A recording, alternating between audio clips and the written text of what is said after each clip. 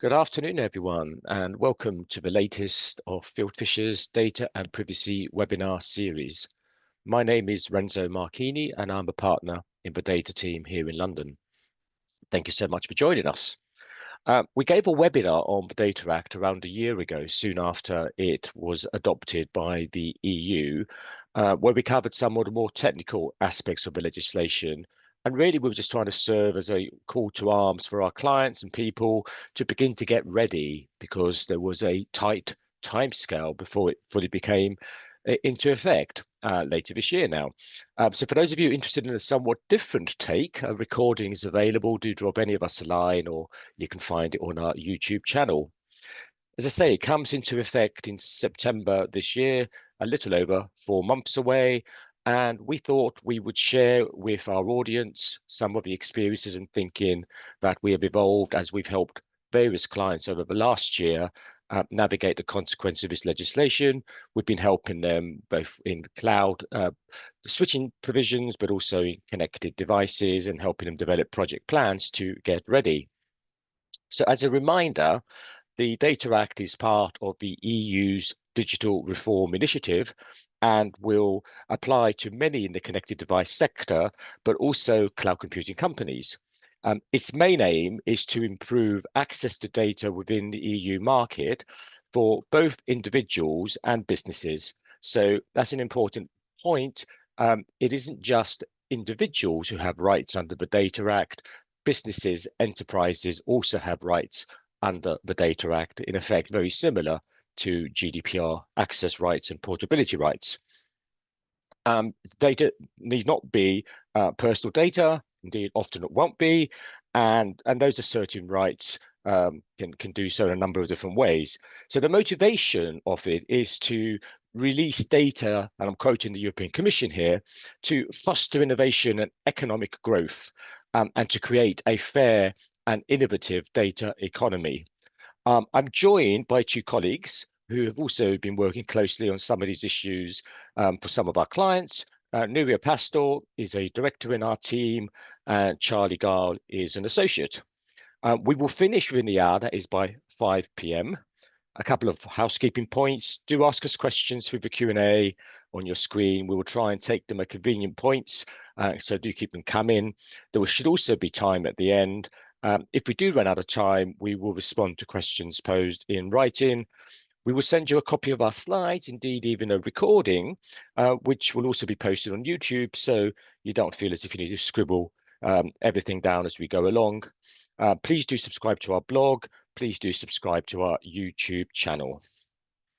Right, so what we're going to be talking about, I'm going to introduce the Act, and I've sort of partly done that already, and then we'll talk about two main parts of the Data Act and some other parts as well, which I'll touch on, but not cover in any detail. We'll talk about connected products, and connected products could be anything from medical devices, connected cars, connected industrial equipment, robotics, connected coffee machines, and so on. So anything that will collects data and puts it into the internet for someone else to have ready access to it will be could be a connected product.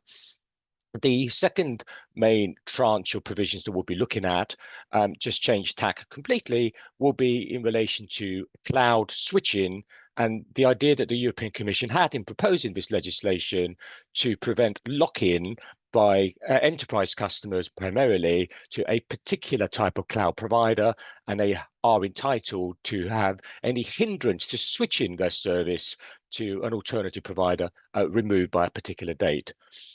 We'll be talking a little bit about the interaction between the Data Act and GDPR. The precise way they will work together is incredibly complicated. We can't get into the weeds on that. GDPR will always trump the Data Act, but there are going to be some issues which will need to be navigated. And there's a few other issues that we'll pick up at the end as well.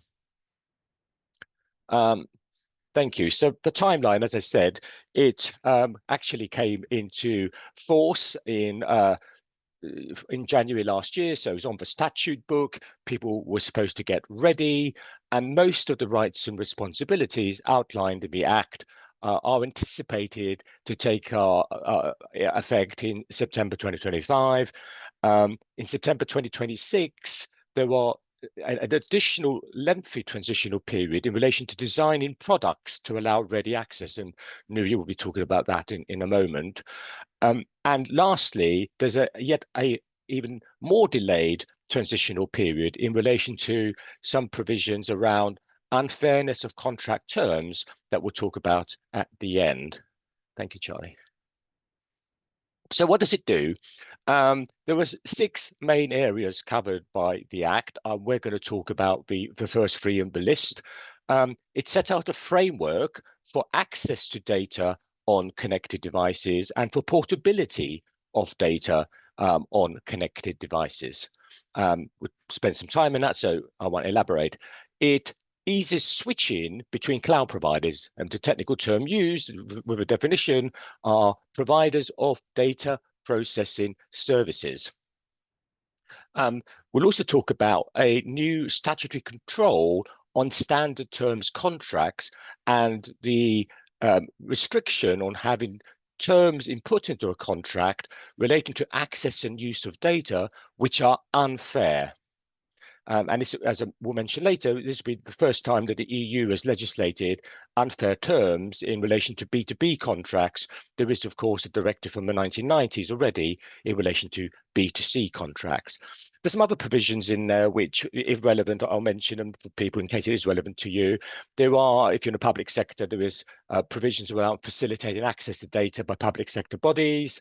Indeed, if you're a service provider or a commercial entity which might have data which might be useful to public sector bodies.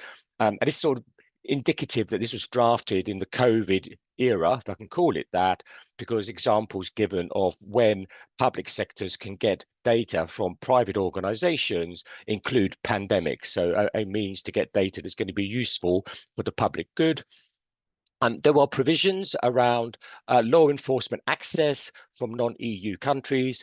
Data protection lawyers will be very familiar with this. There's no restriction on sending data out of the EU, data that's covered by the Data Act. But if it's stored in the EU, there are restrictions on when an operator is entitled to give data to a foreign, non-EU law enforcement agency. And lastly, and again, we know we have clients in the health sector. If you're involved in one of the EU data spaces, then there are provisions around interoperability standards for EU data spaces. Thank you, Charlie.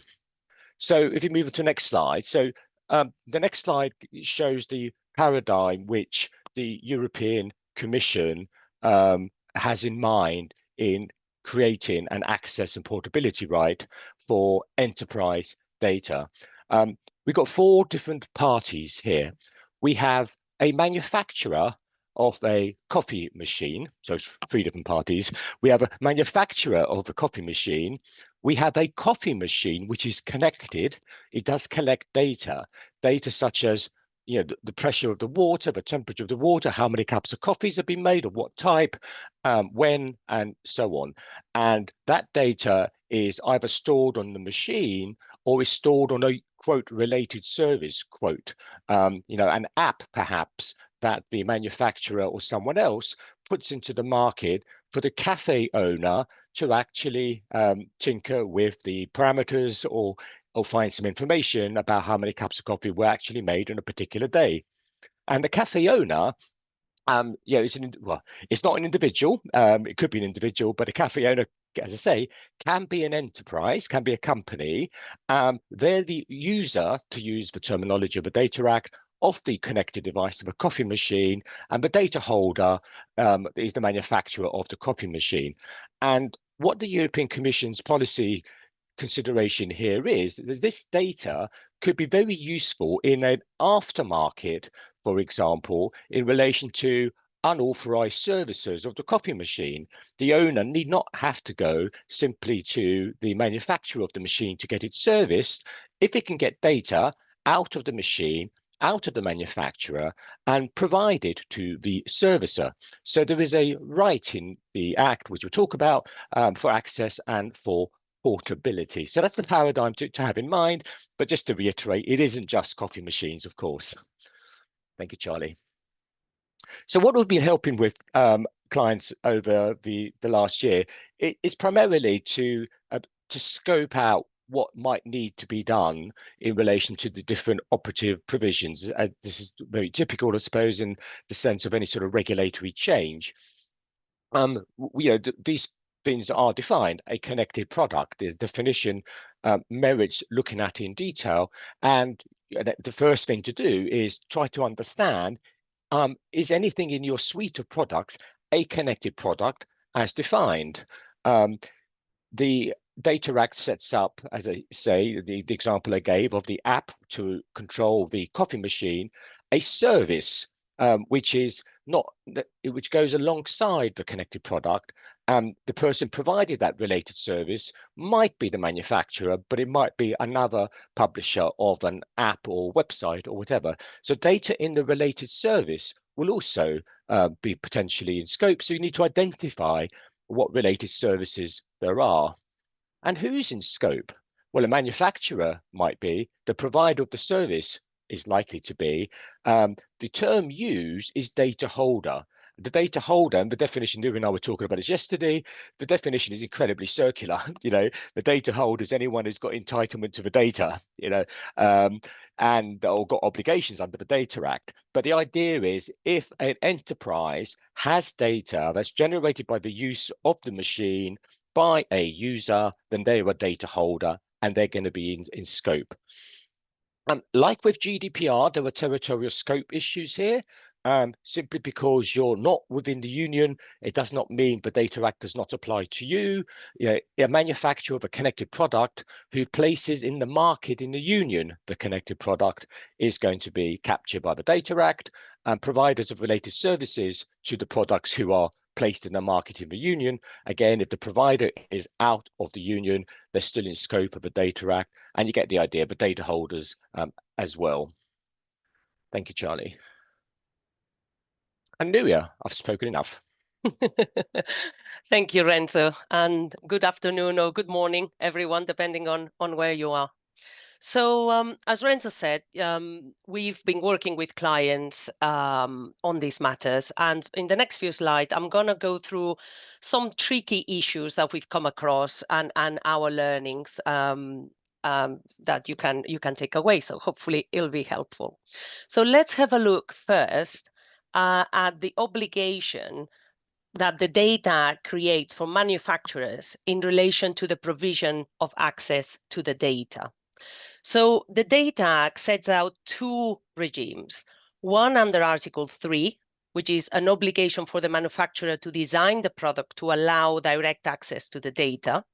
And the other regime is under Article 4, which is an alternative route for the user to get access to the data through a request to the data holder. What's not clear from the legislation and the FAQs that the European Commission has published is whether the manufacturer has the option to choose one regime or the other. Article 3 sets out that the connected products and related services shall be designed and manufactured in a manner that the data is directly accessible to the user. It also sets out that this requirement will not apply if such direct access is not relevant or technically feasible.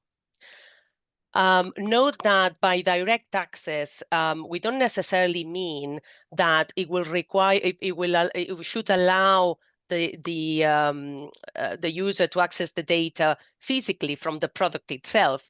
There could be a remote access. The key point here is that direct access would not require the intervention of the data holder at the time that the user wishes to access the data. So alternatively, as I said, Article 4 sets out that the requirement for providing access to the data when Article 3 does not apply, because the data cannot be accessed directly. So in this case, the user will be able to access the data upon a request.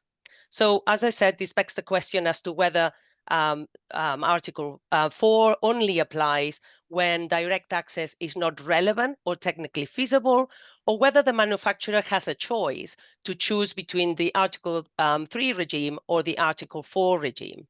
So according to the European Commission FAQs on the Data Act, the data holder seems to have a choice, as it says that there might be instances where the data holder would prefer to offer direct access to the data rather than access on request, if you like. So there is confusion between the legislation and the FAQs from the Commission. The Commission acknowledges, however, that the FAQ, in the same FAQs, that the FAQs are not binding. So manufacturers or data holders in general will have a difficult decision to make here. So they will have to decide on whether they, if necessary, if the data is already not directly accessible, they will have to decide whether they amend the product design, if feasible, in order to provide direct access, or whether they adapt their products and services to address requests for indirect access by the users. So thank you, Charlie. Let's move on to the next area. So in this slide, we will have a look at the types of data that are covered by the access and portability rights that the data creates for data users. The good news is that not all the data in a connected product or related service is in scope of such requests. However, this means that data holders will have to assess in advance what data that they hold may be in scope of the request and be ready to share it and to lift that from the product or service. So as you can see in the slide, we have two different lists. The data in scope will be product data. This is data generated by the user, by the use, I should say.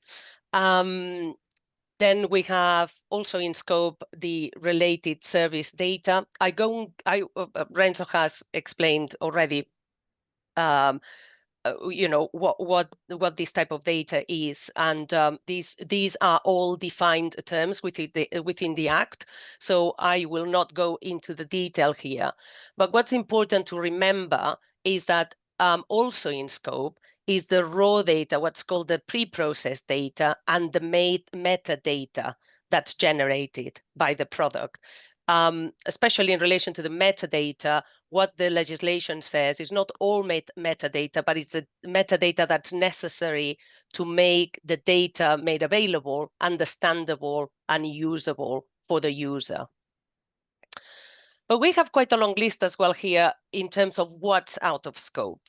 So this is data that is already on the device and it's not generated by the use of the device or the product.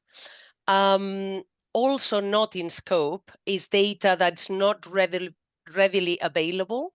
So that would be data that requires a disproportionate effort to make it available. The third point, and this is important because it's relevant to all manufacturers or data holders, is highly enriched data, or what it's called in the legislation inferred or derived data that results from the application of, for example, a complex algorithm onto a data set. That is out of scope. Also out of scope is the content that is often covered by intellectual property rights. So for example, audio content or audiovisual content that's within the connected product. Also out of scope is data protected by trade secrets if sharing them undermines their confidentiality. This is known as the trade secret handbrake. The trade secret protection is not removed under the Data Act, but the Data Act sets out certain conditions on which data protected by trade secrets, if protected, may be shared, but there is the possibility to not share it. I'll talk a bit more about it later on when I talk about contracts. Also not in scope is data which disclosure would compromise security, or data collected before September 2025. A quick reminder, as you can see in the slide, that as Renzo said, Nuria, sorry, we had, oh, you might be making it. We had a question which was, does it just have to be personal data? You might have been no, about to say that. that's No. about to say this. Yeah. Very timely, very timely. Yeah. No, the data act has a very broad scope, so it will be data including personal and non-personal data. So later on, as Renzo said at the beginning, we're going to be talking about the overlap between the GDPR and the Data Act as well. That's a very good point.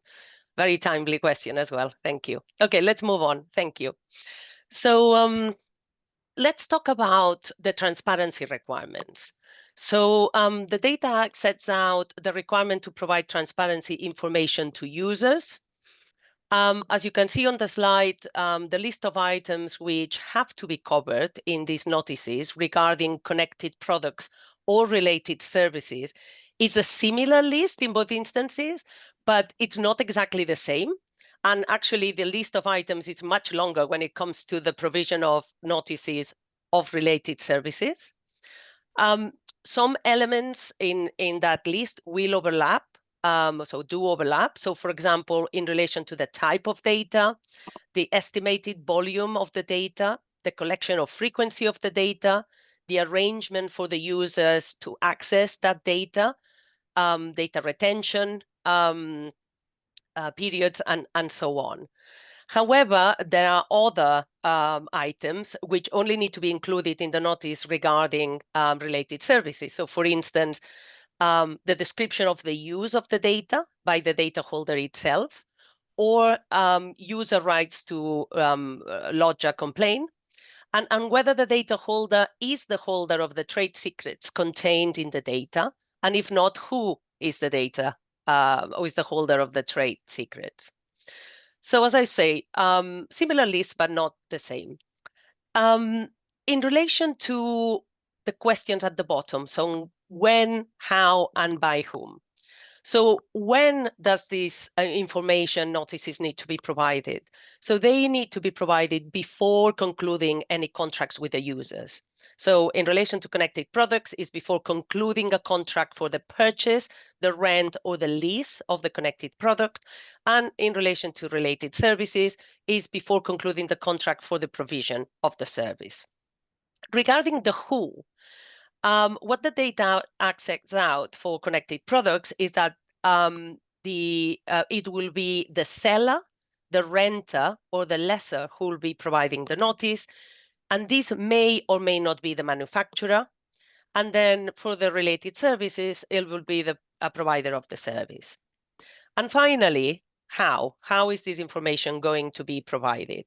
The Act says that the information should be provided in a clear and comprehensive manner. However, where should this information be provided or included? So we may consider including this, for example, in the product packaging information, or in promotional materials, or on the data holder's website, and so on. There is no specific requirement. So there is, and where to provide it. But so there is certain flexibility to figure this out. And I guess time will tell what becomes sort of market standard in relation to this. Thank you, Charlie. So in this slide, we look at the contract terms that may be affected from a data holder's perspective. There are other contracts that may be affected, but we focused on this, which we think might be the more relevant contracts for our audience. So first of all, we're going to look at the contracts with the user. So there are obligations for the parties, which will be reflected in the contract. For example, the format of the data shared, the security measures implemented, and so on. There are other items that may be built into the terms as well.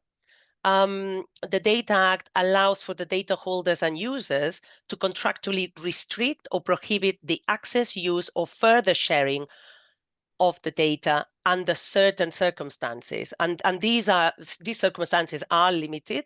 So this will be possible if such use or access or sharing undermines security requirements of connected products as set out by EU law. and result in serious adverse effects on the health and safety or security of the individuals. Another example is that of terms that will be found in the contract is that data holders may only use data for their own purposes. So, for example, for their own product development purposes, if this is permitted under the contract with the user. Also, the data holder must not derive from the data insights about the economic situation, the assets, and so on of the user. So we will be likely to see this type of terms in the contract between the user and the data holder. Other obligations in the user contract may regard confidentiality and the sharing of trade secrets. So the data holder will have to identify what data is protected by trade secrets and make arrangements for its protection if required to share it. Regarding trade secrets, the data holder will have the ability to withhold or suspend the sharing of the data identified as a trade secret. This will require a notification to the user and the competent authority. And in exceptional circumstances, if the trade secret holder is able to demonstrate that it's highly likely to suffer serious economic damage from the disclosure of the trade secrets, it may refuse to share the same. Let's move on to the contracts with third-party recipients. This is the contract between the data holder and the third party, to whom, at the request of the user, the holder will be required to transfer the data to. This contract will cover the way in which the data will be shared from the data holder to the recipient. The Data Act sets out that certain arrangements will have to be put in place to make the data available to the recipient, and that the terms between the data holder and the third party will have to be fair, reasonable, and non-discriminatory terms, and also that they must not be unfair terms under Chapter 5 of the Data Act. Later on in our session today, we will discuss what are unfair terms under Chapter 5 of the Data Act. The EU Commission, to finalize this slide, I just wanted to flag that the EU Commission will be issuing optional model contracts, including contracts for data sharing, such as the ones that I've covered in this slide. However, these have not been finalized yet, but it might be the content of these model contracts, as I say, they will be optional, but their content may be a good indication of the interpretation of the European regulators of these of the Data Act requirements. And there is an expert report which has been issued on this matter. So we can provide you, if you would like to have a look at this, we can provide you with a copy of this. So obviously it's available offline if you're interested. Let's move on now to Nuria, cloud switching. before we do that, we had a question. If you go back to the notice provision, one of our guests asks about why it's not the data holder that has to give the notice, and that's a very good question, but it's not the way it's all in Article 3. Article 3 is drafted. In relation to the connected product, it's the entity which sells or rents or leases. I'm not sure what the difference is under English law anyway between renting and leasing. So the seller or the lessor of the connected product has the obligation to give the notice, even if they're not ultimately going to be the data holder. So that would be an interesting issue to navigate in some sectors.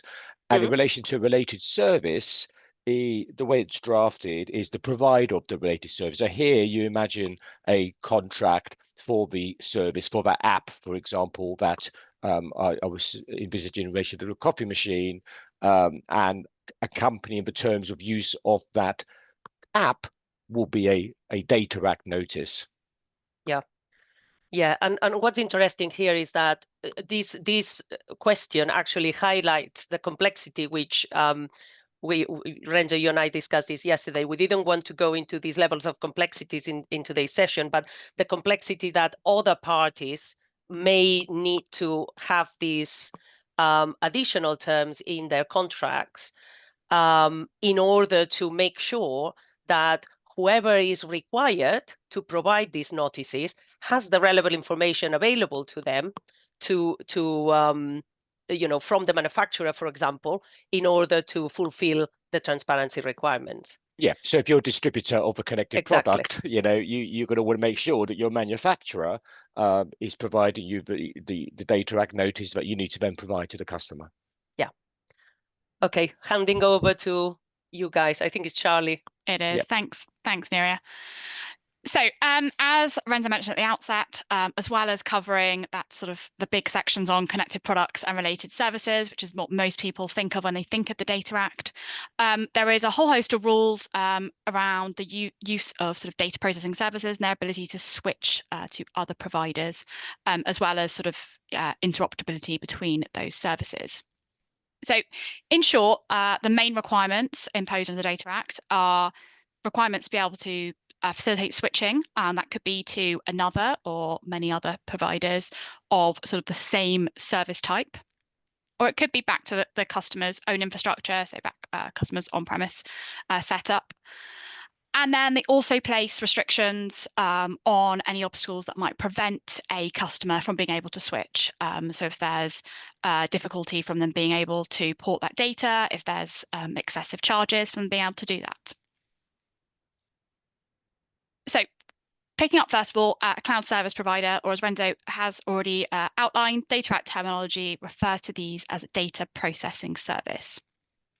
So the Act itself defines this as a digital service provided to a customer, which enables ubiquitous and on-demand network access to a shared pool of configurable, scalable, and elastic computing resources of a centralized, distributed, or highly distributed nature, and that can be rapidly provisioned and released with minimal management, effort, or service provider interaction. We've highlighted that last element of the definition in red, although it makes it quite hard to see on my screen, as that might need a little bit more of consideration when you do have a cloud service as to whether the service is able to be released with minimal management and effort and service provider interaction. For example, how easy is it to scale up? That is not an exhaustive consideration that you need to take into account when considering that last point, but one of the items you may consider when considering that.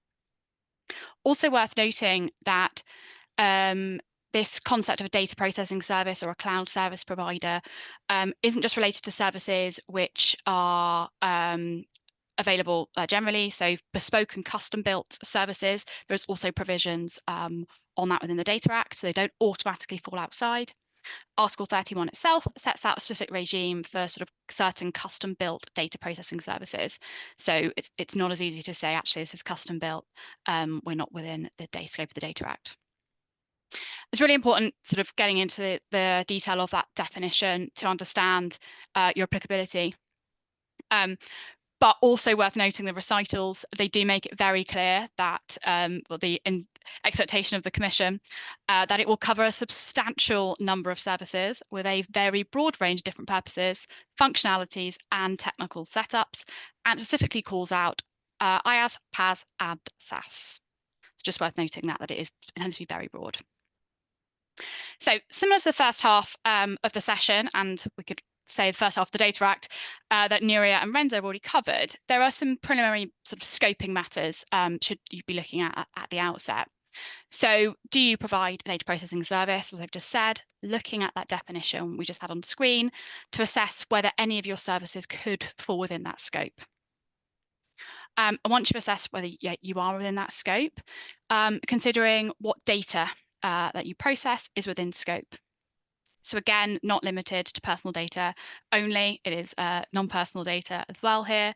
But the concept that the Data Act uses is exportable data. And that is a defined term within the Data Act. But this is very broad, as we might expect. And it covers things from input data to output data. Similar to the connected product piece, we have data generated by use. Again, similar to the first half, we have metadata. We also have digital assets as well, which is a concept defined by the Act. And then similar to the piece that Nuria was covering, we also have some exclusions. So assets and data that are protected by intellectual property rights or they constitute trade secrets. And also that sort of security handbrake. So where the export of certain assets or data could expose cybersecurity vulnerabilities of the data processing services, that will then be excluded. So this will require quite a lot of mapping of the data that is being processed as part of that data processing services. Customers need to know what it is they can and cannot have access to and what could be switched or ported when the time comes. And finally, territorial scope. So the obligations here apply to any provider, whether you're inside or outside the EU, if the customers are within the EU. And again, as Renzo mentioned at the outset, we're looking both at B2B and B2C here. So if you then determine that you are within scope and you've sort of assessed what data could be within that scope of your obligations to switch, there are other things you need to consider. This is a very high level example of some of the considerations you would have, and I will cover the two highlighted in a little bit more detail on the next slides. But this is by no means exhaustive, but should be sort of considered as part of your compliance plan. First Charlie, of all, before you do that, might I take a question, please, yeah. which is a really, really interesting one. Someone asked about whether the data processing service has to be closely related to the connected product or the related service to a connected product, or is it in addition? And indeed, it's in addition. So there are two regimes in the Act. Well, more than two, but there's one whole section which applies to connected products and one whole section, that chapter that applies to data processing service providers, and they are different. Now, it is possible that the related service to a connected product is itself a data processing service, and I don't think the European Commission has really, in drafting the legislation or given the limited guidance that it's given us, has thought through that particular complexity. But the short answer is no. These cloud service providers in scope of these provisions don't have to be related to connected products.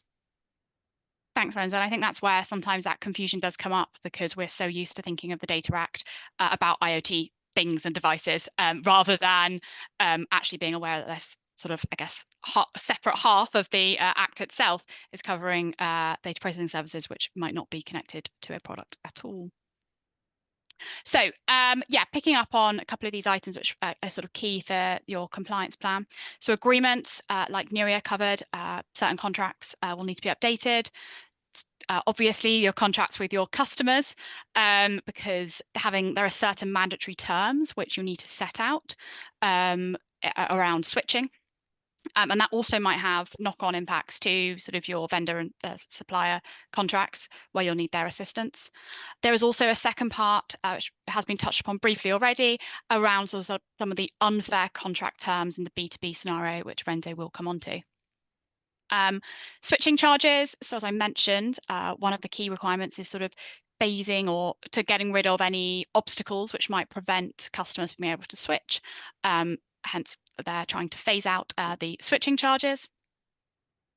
A couple of other items which I won't go into in detail, but we have information requirements similar to those transparency pieces that Nuria was covering on the front end. There is certain information which must be made available on the Data Processing Services website. This includes information on where the ICT infrastructure is deployed and the technical and organizational measures that for government access, and these must be kept up to date. Also, as part of your compliance plan, it's having a technical review of those services, understanding your obligations, but also whether your service has the ability to facilitate switching at the moment, whether it can, whether the format that the data is ported out of, what changes could be needed, if any, and how quickly could they be made, any sort of, and then more sort of internal policies and procedures that might need to be updated or created to deal with requests as they are received from customers. And finally, Renzo briefly mentioned it, just the sort of government and law enforcement access. There is requirements to have adequate technical, organisation, legal measures, including contracts in place to prevent international and third country government access and transfer of non-personal data.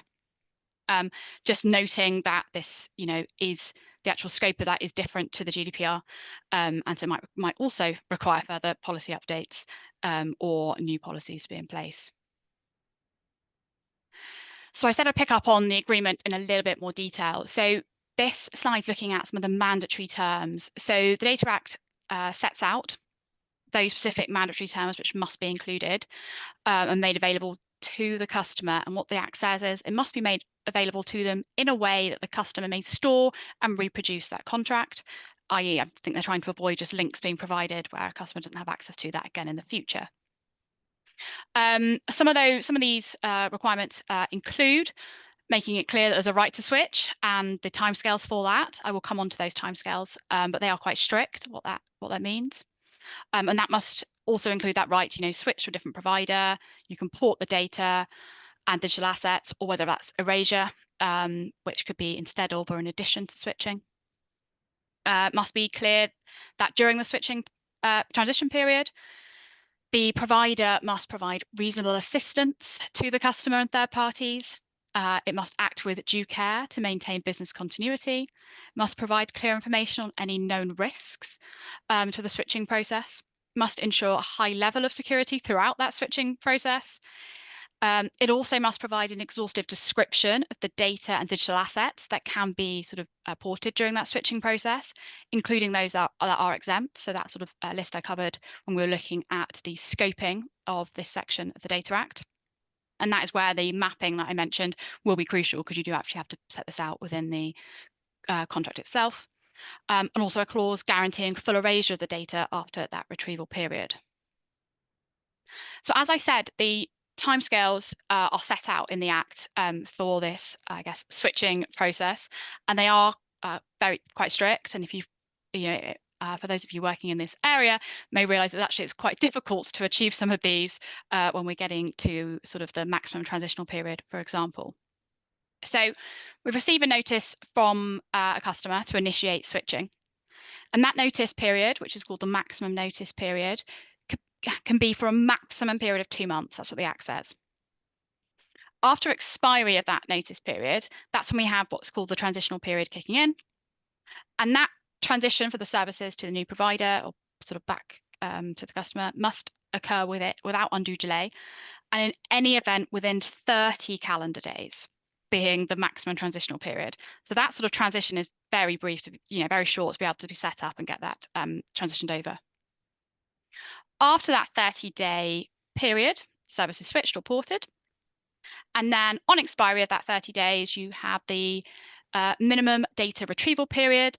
So this is a further period where the customer can sort of retrieve data, noting that this is a minimum of 30 days. So you could allow longer than 30 days, whereas the others are all maximum periods.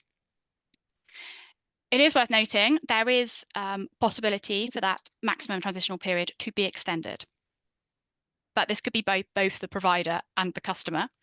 So where it's the provider, it's up to a maximum of 7 months. If the original period is technically unfeasible, caveat to this, you must notify the customer within 14 days of their notice to switch. So you could receive that notice to initiate the switching, and you've only got 14 days to then respond and say, actually, we need longer for that transitional period. But we'd expect that you'll be needing to provide justification as to why that is technically unfeasible, and avoiding sort of a blanket approach. But also, as I said, customers could also request extension of that transitional period. And what the Act says, the customer could request that extension for a period that it considers more appropriate. And that's only on one occasion only. Doesn't say how long or what a maximum that could be. It's not limited to 7 months. And it also doesn't say what notice needs to be provided. So at what point the customer needs to set out that they need a longer transitional period. So there's no solution to this, but it's just to make you aware of those timescales when you're considering those contract updates and the sort of technical changes that might be needed to services. And then, as I mentioned, switching charges and the phase out, just to give you an overview of sort of the timescales we're looking at. So as Renzo mentioned, the Act came into force in 2020, 2024, and between that period and until the 12th of January 2027, there's expectation that switching charges will only be for direct costs only. After the 12th of January 2027, the Act prohibits any switching charges. However, there is scope for early termination charges in certain scenarios, and that's where that contract is for a fixed duration. So it's just having that awareness and putting that on your radar that you need to, be looking at the contracts, how are things drafted and how are charges set up, because you won't be able to charge the actual sort of something called a switching fee or switching charge, that data export fee. Brilliant. And I think I'll hand over to you, Nerea. Yeah, so you can't impose a switching charge, but you can impose a termination charge. Provided, Good. yes, it's Yep. fixed duration. Yeah. Nerea.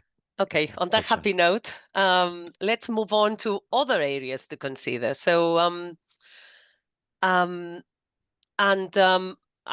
going to be, we are going to be looking at, as we said earlier, the Data Act is a wide-ranging piece of legislation. So another couple of things that we're going to be looking at. So first of all is the overlap or the interaction between the GDPR and the Data Act. And then we'll have a deeper look at the unfair terms, Chapter 5 of the Data Act. So let's move on to the GDPR. Thank you. So, as we've mentioned, there is overlap between the Data Act and the GDPR, but the material scope of the Data Act, it's much broader as it covers both personal data and non-personal data. And as Renzo mentioned as well earlier, users may be individuals or legal entities. So in practice, when you hold personal data, these certain personal data, as for example, a connected product manufacturer, for example, these may be subject to obligations under the Data Act and the GDPR, and you will have to identify your role under both regimes and the requirements. So as we were saying earlier, the Data Act talks about data holders, users, third parties, and so on. Whereas, as you know, the GDPR talks about controllers, joint controllers, processes. So you will need to identify what you are under which act and what requirements apply to you. Regarding individuals' rights or user rights under the Data Act, the Data Act provides for enhanced access and portability rights for users, which expand on the GDPR rights to non-personal data. And the Data Act explicitly sets out that the Data Act is supplementing these GDPR rights.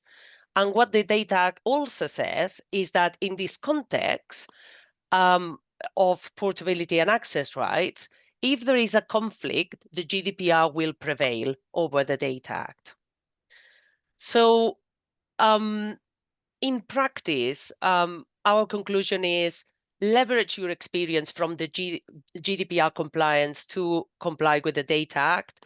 There might be existing processes, policies that you may tweak for your practical Data Act compliance, but obviously they're not parallel. You will need to be prepared to implement a different regime.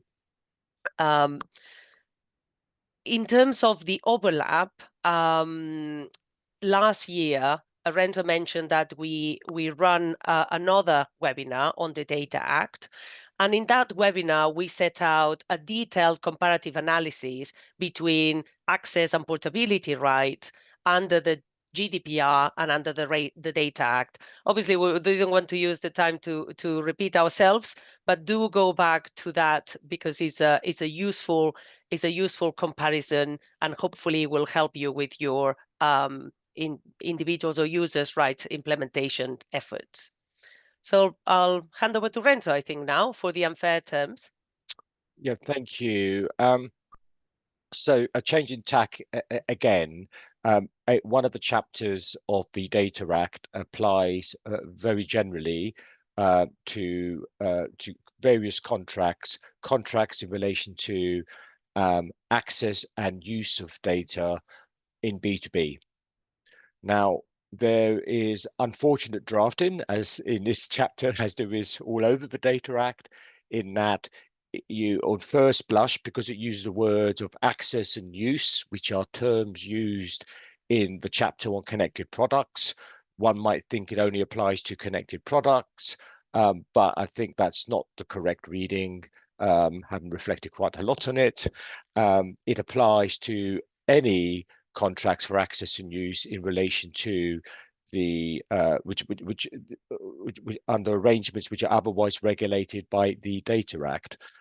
So would potentially apply to contracts relating to the provision of data processing services, which Charlie spoke about. Now, I think I mentioned earlier, this is the first time that the EU, I think, has legislated for control over B2B contract terms generally. We have the Unfair Terms in Consumer Contracts Directive from 1993, but nothing for B2B generally. Having said that, quite a lot of member states do actually already have statutory control on some form of some contract terms which the local law find problematic. I mean, obviously, UK is no longer in the EU, but if you think a lot of people on the call today are from the UK, if you think of ACTA, we have contract terms or standard terms limiting liability have to be reasonable. Now, the test here is that if a term is unfair in a contract for access and use in a B2B scenario, if a term is unfair, then it will be void. Now, the Data Act describes unfair as it is of such a nature that its use grossly deviates from good commercial practice in data access and use, contrary to good faith and fair dealing. I imagine quite a lot of litigation on that phrase, which is very hard to get your head around. Helpfully, or not, depending where you are, there are some terms which are hard-coded as being automatically unfair, and that's in the box on the left. I'll come to those in a moment. And there are some terms which will be presumed to be unfair. So I guess it would shift the burden of proof to the provider of the service to justify, to the provider of the access and use, to justify why it is not of a gross deviation from good commercial practice in data access and use, contrary to good faith, and so on. So what is automatically unfair? Well, any exclusion, limitation, liability for intentional acts or gross negligence will be unfair. Any exclusion of remedies or liabilities will be unfair. So exclusions are unfair. Limitations are presumed unfair. That will be the next box. An exclusive right for the person seeking to impose the term, normally it will be the manufacturer, the provider of access and use, or the data processing service, but it might be a standard customer term. Anyway, an exclusive right to determine conformity, when is something actually within the standard prescribed in the contract or not, we have the exclusive right to determine that, then that's going to be automatically unfair. So that there are the three provisions which are described. It is only three which are automatically unfair. There's actually a very long list or longer list, about twice the size that I've covered in the box on the right. So these are just examples of presumed unfair. So an inappropriate limitation or remedy or liabilities, unreasonably short termination provisions. Well, what does that mean?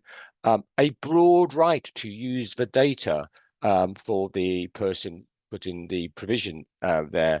Now, you will remember from when Nuria looked at the contract terms for between a user and a provider of a connected product, provider of related service, then if the manufacturer, the provider of the service, wants to use data for machine learning purposes, product improvement purposes, it needs to actually write that into the contract. Is that a broad right to use data?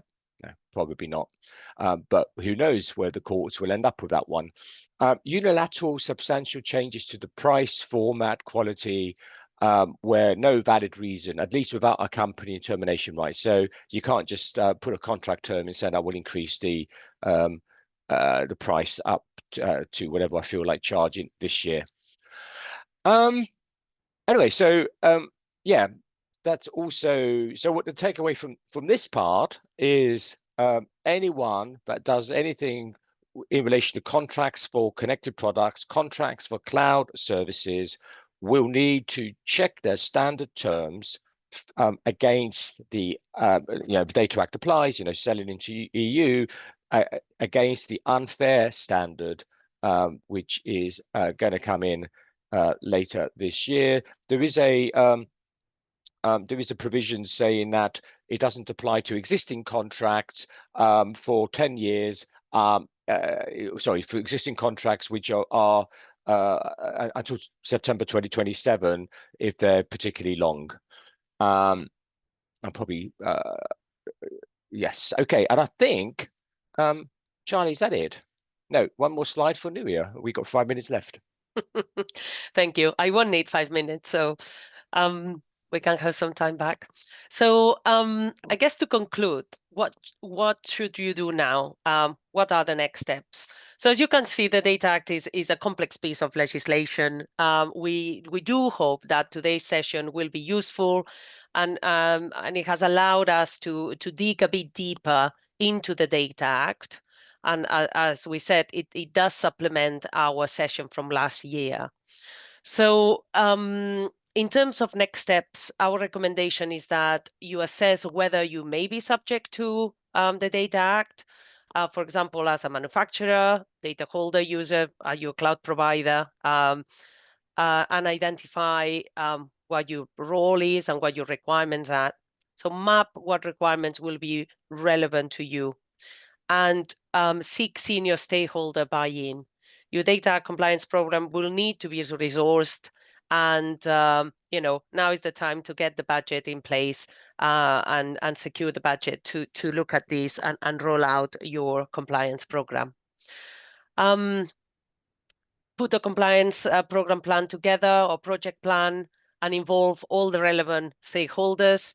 This is not something that legal and compliance can deal with themselves. I mean, there are certain elements of the exercise that will be led by the legal or compliance team, such as contract updates and so on. But there are other business and technical teams that will have to be involved in this effort. Obviously, training and awareness will be important in this process. And how should you go about it? Should you put together this project plan? Well, luckily, we have developed a project plan ourselves, a data project plan, and we are supporting clients in the compliance effort. So if you wanted to hear more about our data compliance plan, do let us know, and we'll be happy to discuss this with you. So I don't know whether there are any other questions or whether we can. There are two questions. So let me take two. Someone asked about the broad rights to use data, which was in the unfair terms slide. If you go back, please, Charlie. Presumed unfair if there are broad rights to use data. Yeah, I don't know what that means. If you look at the Nuria, was it Charlie mentioned earlier, the European Commission appointed a working group to develop some standard documents here, which the European Commission may or may not eventually sanction for non-binding use. If you look at the entitlements in those documents for when can a manufacturer holder use data for its own purposes, it includes everything that you would expect to see for improving my products, for debugging. And it actually expressly says, including training AI. So the sort of stuff that comes up all the time. And I think, Renzo, just to add to that, I think obviously the slide is a bullet point of what the lengthy clauses the provision is under the Data Act, but I think it's focusing on effectively something that couldn't be significantly detrimental to the interests of that other party. So I think it's trying to avoid things that you using that data which could be commercially sensitive to them or protected by certain rights. Yeah.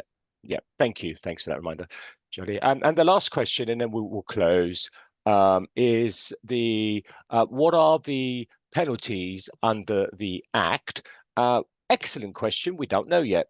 The directive, sorry, the regulation, unlike GDPR, does not impose a maximum penalty. It leaves it to member states to legislate. Member states will, by September this year, and I don't think any of them have yet, appoint a regulator for Data Act matters, and will have some legislation setting out the powers and the maximum penalty for infringement. Enforcement will be fun, because if you imagine Data Act connected products, some of the data will be personal data, some of the data will be non-personal data, and the Data Act says in relation to personal data, the data protection supervisory authority will take precedence and will have to enforce.